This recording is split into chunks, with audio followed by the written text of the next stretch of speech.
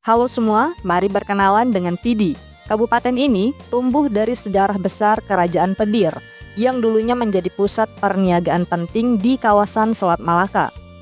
Karakter gigih sebagai saudagar yang lahir dari masa lalu itu pun kini turut membentuk cara warga dalam menjaga bentang alamnya yang sangat kontras. Mulai dari pesisir pantai Mantak Tari yang berpasir hitam, hingga derasnya aliran sungai di Pegunungan Mane yang menjadi lokasi arung jeram.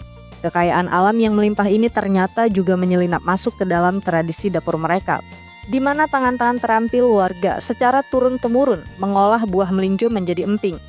Produk unggulan ini bukan sekedar cemilan lokal, karena kualitasnya telah menjangkau pasar internasional, mulai dari Asia hingga ke Eropa. Kegiatan mengolah emping ini hanyalah satu dari sekian banyak denyut ekonomi yang menjaga nadi Pidi tetap hidup. Di balik gurihnya mie kocok kuah udang yang bisa kita nikmati di sini, ada semangat para petani di sawah dan nelayan di laut yang terus bekerja keras setiap harinya untuk memenuhi kebutuhan pasar. Ketangguhan inilah yang akhirnya banyak dari mereka sukses di tanah kelahiran maupun di perantauan.